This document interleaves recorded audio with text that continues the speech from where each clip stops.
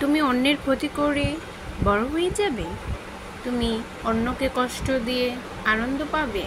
মনে রেখো, তুমিও একদিন এই আঘাতগুলো ফিরে পাবে, কারণ আল্লাহ যে যেরকম কর্ম করে সেরকম কর্ম তার কপালেও ফিরে দেয়। কাউকে বিনা দোষে কষ্ট দিও না, সন্দেহের উপর ভিত্তি করে কারো কোনো ক্ষতি করো না, কারণ সে যদি সেটার যোগ্য না হয় তাহলে একদিন তোমাকেও পস্তাতে হবে। আসসালামু আলাইকুম, আশা করছি সবাই ভালো আছেন। আলহামদুলিল্লাহ, আমিও আল্লাহর অশেষ রহমতে ভালো আছি। আজকে আমি আপনাদের সাথে শেয়ার করব ছোট মাছের চচ্চড়ি। আমি মাছগুলো প্রথম ভালো করে পরিষ্কার করে নিয়েছি, কয়েকবার লবণ দিয়ে ধুয়ে নিয়েছি। এই মাছটাকে কী মাছ বলে আমি আসলে সঠিক জানি না। এখন আমি সব মশলা দিচ্ছি, একটু রসুন, হলুদ, মরিচ, ধনিয়া গুঁড়া, জিরা গুঁড়া, আর হলো পেঁয়াজ কুচিটা একটু বেশি দেব, আর দিয়েছি রান্নার তেল। এখন হাত দিয়ে ভালো করে মেখে নিচ্ছি। আমার ভিডিওটি যদি ভালো লাগে অবশ্যই একটা লাইক দিয়ে দিবেন, আর লাইক দিয়ে আশা করি শেষ পর্যন্ত দেখে নেবেন।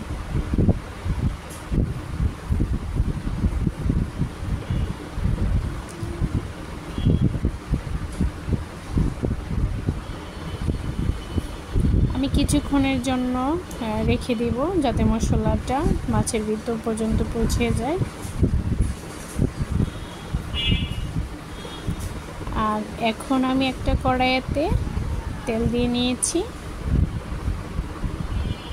আর একটু তেল দিব, যেহেতু আমি এখানে বেশি তেল দিব না, যেহেতু আমি মাখানোর মধ্যে একটু তেল দিয়েছিলাম, সেজন্য। কড়াইটা গরম হওয়া পর্যন্ত ওয়েট করতেছি।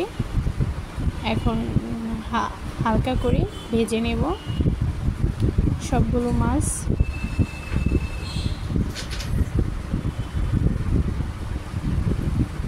ছোট মাছ আমার ভীষণ পছন্দ, কার কার ভালো লাগে কমেন্ট বক্সে জানাবেন।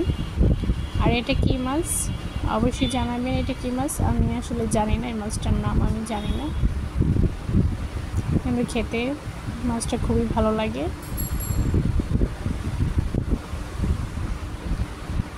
আমি এখন উল্টিয়ে দিব। এই যে মাছটা আমি উল্টিয়ে নিয়েছি, আবারও হালকাভাবে একটু উল্টিয়ে দিব মাছগুলো।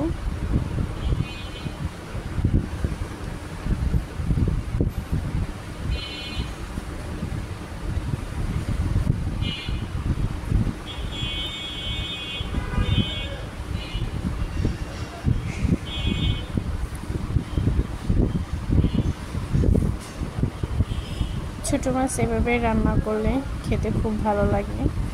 আবার একটু পেঁয়াজ কুচি দিয়ে দিলাম উপর দিয়ে।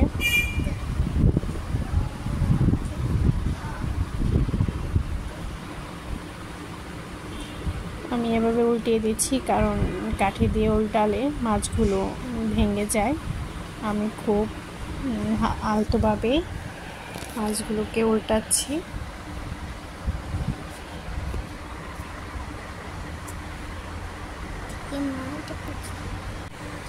2 থেকে 3 মিনিট আমি মাছটাকে ভেজে নিয়েছি।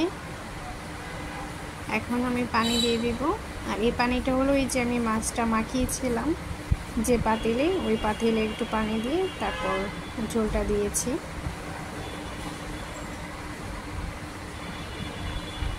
এখন আমি ঝোলটা একটু সিদ্ধ করে নেব, আর এখানে কুচি করে টমেটো কুচি দিয়ে দিলাম।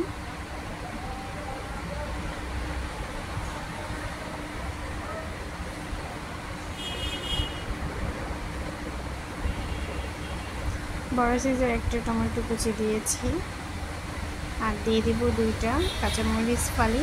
এটা শুধু ফ্লেভারের জন্য, হালকা ঝাল হবে।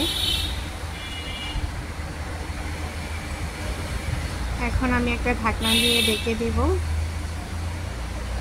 কিছুক্ষণের জন্য সিদ্ধ করে নেব ঝোলটা। এই যে দেখুন এখন কিরকম হয়েছে, মাশাআল্লাহ। আর খুব সুন্দর একটা কালার এসেছে। জানি না ক্যামেরাতে কীরকম লাগছে, বাস্তবে কালারটা খুবই সুন্দর আসছে। আর খেতে তো মাশাআল্লাহ অনেক ভালো হয়েছে।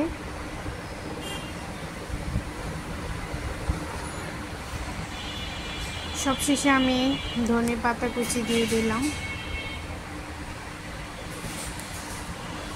আমার রান্নার প্রসেসটি কেমন লাগলো অবশ্যই আমাকে কমেন্ট করে জানাবেন। আর ভালো লাগলে চ্যানেলটাকে সাবস্ক্রাইব। আজ এই পর্যন্তই।